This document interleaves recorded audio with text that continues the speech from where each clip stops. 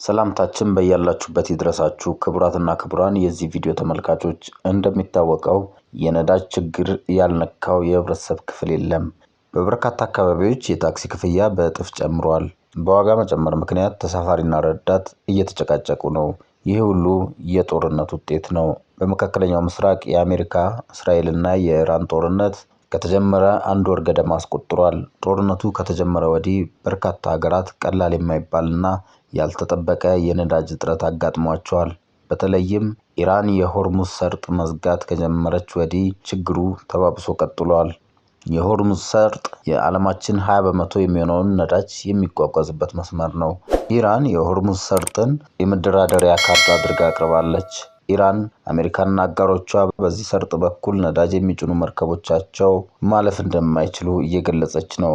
ከአሜሪካ በኩል ደግሞ ኢራን ይህንን ሰርጥ ካልከፈተች አሁን የሚታዩት ጥቃቶች እየሰፉ እንደሚሄዱና የጦርነቱ አውዳሚነት እንደሚጨምር በፕሬዝዳንቱ አማካኝነት ተደጋጋሚ ዛቻና ማስጠንቀቂያዎች እየተሰሙ ነው። የአሜሪካው ፕሬዝዳንት ዶናልድ ትራምፕ የሆርሙዝ ሰርጥ የሚከፈትበት የጊዜ ገደብ አስቀምጧል። ቀጣዩ ጊዜ ምን እንደሚከሰት መገመት አዳጋች ነው። አይበለውና ጦርነቱ የሚቀጥል ከሆነ ችግሩ አሳሳቢ ደረጃ ላይ ይደርሳል የሚል ስጋት አለ። ሌላው አሳሳቢው ችግር ኢራን ከሆርሙዝ ሰርጥ ባለፈ በአብዓል ማንደብ የሚባለው ቀይ ባህር አካባቢ የሚገኘውን የመርከቦች መተላለፊያ በአጋሮቿ ድጋፍ እንደምትዘጋ እየዛተች ነው። ዓለም አቀፉ የገንዘብ ድርጅት የምስራቅ አፍሪካ ሀገራት በነዳጅ እጥረቱ ምክንያት ቀውስ ሊገጥማቸው እንደሚችል አስጠንቅቀዋል።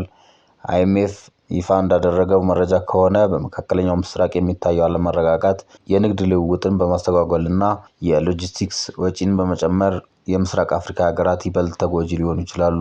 በእንደዚህ አይነት መሰል ወቅቶችና በኢኮኖሚያዊ ችግሮች ምክንያት የሚፈጠሩ ችግሮችን ለመቋቋም የሚያስችል የነዳጅ አቅርቦት እንዳይስተጓጎል ሀገራት የተለያዩ እርምጃዎችን ይወስዳሉ። ከእነዚህ እርምጃዎች መካከል የነዳጅ ስትራቴጂካዊ የመጠባበቂያ ክምችት አንዱ ነው። የዓለም አቀፉ የኃይል ኤጀንሲ አባል ሀገራት ጦርነትና የንግድ መስተጓጎል የሚፈጥራቸው ኢኮኖሚያዊ ችግሮች በሚፈጠሩበት ወቅት የነዳጅ እጥረት ሲከሰት ለተወሰኑ ወራት የሚያገለግል የመጠባበቂያ ክምችት አላቸው። አባል ሀገራቱ ቢያንስ ለ90 ቀናት የሚሆን የነዳጅ ክምችት ይይዛሉ። ከአባል ሀገራቱ ውስጥ አሜሪካ ትልቁ ክምችት ያላት ሀገር ነች። የኤጀንሲው አባል ያልሆኑ ሀገራትም የመጠባበቂያ ክምችት ይይዛሉ። ከነዚህ ሀገራት መካከልም ቻይና አንዷ ነች። ቻይና እንደ አውሮፓውያን አቆጣጠር ከ2004 ጀምሮ የዓለማችን ትልቁ ክምችት ያላት ሀገር መሆን ችላለች። ቀደም ሲል ለ30 ቀናት ወደ ሀገር ከሚገባው ጋር የሚስተካከል ክምችት ትይዝ ነበር። በአሁኑ ወቅት ወደ 3 ወራት ክምችት እንዳደገና 900 ሚሊዮን በርሜል እንደደረሰ ይነገራል። በኢትዮጵያም ለተወሰኑ ቀናት የሚሆን ግዙፍ የነዳጅ ማከማቻ ዲፖዎች ተገንብተው አገልግሎት እየሰጡ ይገኛሉ። ነባሮቹ ዲፖዎች ከጊዜ ወደ ጊዜ እየጨመረ የመጣውን ፍላጎት የመሸፈን አቅማቸው ውስን በመሆኑ በዱከምና በሌሎች አካባቢዎች አዳዲስ ዲፖዎች እየተገነቡ ነው። የአሜሪካ፣ እስራኤልና ኢራን ጦርነት በርካታ ሀገራት የነዳጅ እጥረቱ ገፈት ቀማሽ እንዲሆኑ አድርጓል። የትራንስፖርት አገልግሎቶች በየቦታው እየተስተጓጎሉ ነው። ረዣዥም የነዳጅ ሰልፎች በየነዳጅ ማደያዎች ይታያል። የኢራን ጦርነት ከተጀመረ ወዲህ የነዳጅ እጥረት ያጋጠማቸው ሀገራት ኢትዮጵያን ጨምሮ የተለያዩ እርምጃዎችን ወስደዋል። ለምሳሌ በቻይና የነዳጅ ዋጋ ቁጥጥር ይደረግበታል። ነዳጅ አጣርተው ወደ ውጭ ይልኩ የነበሩ ድርጅቶች አሁን እንዳይልኩ አድርጋለች።